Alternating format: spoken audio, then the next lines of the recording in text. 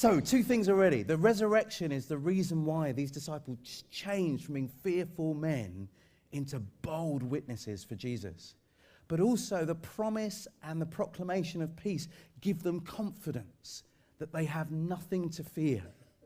Whatever happens to them, whatever is said about them, however they are treated, and most of those disciples end up either dead or imprisoned because of their faith, but they hold on, even in those difficult circumstances, to the shalom of God, and therefore nothing can rob them of that. Peace be with you. After he said this, he showed them his hands and side. The disciples were overjoyed when they saw the Lord. Again, Jesus said, "Peace be with you." Then he said, "As the Father has sent me, I am sending you." They were changed by the truth of the resurrection, the promise of peace with God, but also the commission of Jesus to do something. As the Father has sent me, I am sending you. Let me ask you a question, and I want you to answer this with your neighbour. And here's the question. Have you ever thought about why God saved you? Have you ever thought about why God saved you? In my family, I come from a Hindu Catholic family. My dad was born in Malaysia. His dad was born in Sri Lanka. My mum was born in India. Her dad was born in Ireland. So I'm kind of confused about who I am and where I'm from or who to cheer on in the Olympic Games. It gets a little bit more complicated. My wife was born in England, but her mother was Welsh. We have 3 birth children, 1 adopted daughter, and our adopted daughter is half English and half Afro-Caribbean. We also have a foster son, and he was born here, but his father's from Nigeria. So we like to think of our family as the United Nations. And it struck me growing up, God found a way to get the gospel into my life. But my dad is a Hindu, and all my family on my father's side are Hindus. I think there might be, out of maybe 250 relatives that I've got in a little book, because that's what we Asians do. We know everybody that's connected to us. Out of 250, maybe 2 or possibly 3 would claim to have a Christian faith. Why did God save me? Why did he open my eyes to the gospel and not the rest of my family? So here's what I want you to do. Why don't you do this? If you're able to stand, I think that might help. Some of us are getting a bit cold, so why don't you stand up and turn to your neighbour and see if you can have a discussion for about 3 minutes I'll give you, and see how many different ways you can answer the question, why did God save you? Does that make sense? We read, don't we, in Psalm 139 that our days are written in his book of life before one of them comes into being. God is in control. But why did he save you? And it seems like not anyone else, or not some of the other members of our friends and family. Why did he save you? God saved us because he loved us. In fact, it wasn't because of anything about me that warranted or merited God's love. It was because of his great love for us. If we get that wrong, it sounds like it's salvation by works, isn't it? There's something I can do to merit God's love. No, God loved us because he loved us. He chose us because it was all from him. And if you read again in the New Testament, Paul seems to have that attitude, isn't it? Why would God pick me? I'm the worst of all sinners. God knows us to the core of our being. He knows everything about us. He knows us on our best days, but he knows us on our worst days, and still chooses us. There's something really exciting about that. I'm a huge advocate for adoption and fostering. I think we in the UK have a unique opportunity at the moment to say to the government, look, you've got a crisis in fostering and adoption. Here's the church. We'll be the most welcoming people on the planet. We'll adopt, we'll foster, we'll be the place of grace and hospitality. I have an adopted daughter, and I'm kind of nervous. I'm kind of nervous that she might get teased in the playground because she was adopted. I heard the story of a little girl that was teased in that way, and she said to her accusers, She said, well, at least my parents chose me. They knew what they were getting.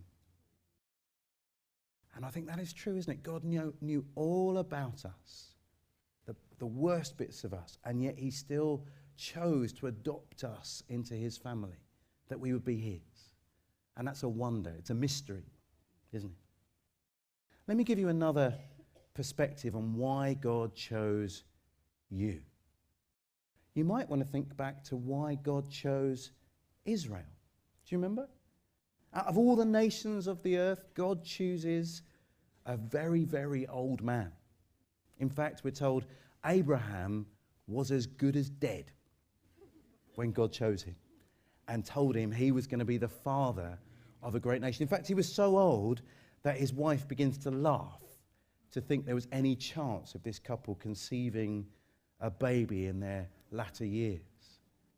And yet God gives Abraham a promise, doesn't he, in Genesis chapter 12. He said, Abraham, I will bless you. I will make your name great. And through you, all the nations will be blessed. Abraham was blessed to be a blessing. Now that is the model of God's choosing of anybody, actually. That God chooses Abraham, and therefore through him the whole of Israel, and therefore through him Jesus, and therefore through Jesus us, to be the means through which the nations will be blessed. That was always the plan, and it still is today. You were blessed to be a blessing. I grew up a little bit in the Salvation Army. And in the Salvation Army, on the uniform, there are two S's on the lapels. I don't know if you've ever seen that. SS. And as a young person, I got quite excited about that. I thought that meant Secret Service. But it doesn't. Do you know what it means? Saved to serve. They've got their theology right on that one. The reason God chose us is not for ourselves, but it's for the sake of others. I've got a sister. I love my sister. She's just a wonderful, beautiful person. Beautiful on the outside, beautiful on the inside. She's the prayer coordinator for Tear Fund. And she works hard to kind of empower the church to be praying, particularly for the global poor. And she has one thing that she would like to change about her life. She's single, but would like to be married. And I promised to help with that as an older brother. And so wherever I go, it's kind of awkward, but I'm sizing up eligible young men. And, so please, if you're a guy, wear your wedding ring very visibly so I don't size you up for my sister. But I found one. I found this just gorgeous, inside and outside, Christian single bloke. And he's a big strapping Scotsman. And, no, I didn't find him today. Just roll with me on this one. So I found him, and let's call him Gordon. Okay. Names have been changed to protect the innocent. And I found him, and it turns out Gordon has always wanted to own one of my books. I didn't know this, but he told me, I've been hoping to get hold of one of your books, and so I could just post him a book. Or I could give a book to my sister to give to Gordon. Not only would that save on postage, and it's unbelievable, nearly 50p for a first-class stamp these days, but it could also set my sister up in the process, couldn't it? Now, God, in his wisdom, uses this similar kind of Asian economics when he chooses us. God says, you know what, I could just beam the gospel into people's heads. I could write it in the sky. But I actually want to accomplish two things. I want people to have peace with me. I want that. I want people to be reconciled with God. I want them to have their sins forgiven. But I also want to create a people. I want to create a people that are my very own, that I will love. They will be my people, and I will be their God. It's an echo throughout the whole of the Old Testament. And God says, I'll tell you what then. I will give my message to my people. And if you want to know me, you need to come to know me through my people. And therefore, I will bless them to be a blessing. I will save them so that they would serve me. And as Jesus puts it, I will send them just as I sent my son, Jesus, into the world. As the Father has sent me, so now, church, Jesus says, I send you. I chose you to be the means through which the gospel would spread to the farthest corners of this world. I chose you for that purpose. What did Jesus say elsewhere? Come, follow me, and I will make you fishers, fishers of all men and women. I will call you for that purpose. And so now Jesus does the same for his disciples. These scared disciples, worried about whether they're going to be killed by the Romans. He says, I've chosen you to go out and change the world. In fact, this word send, as the Father sent me, so I send you, that's where we get the word mission from.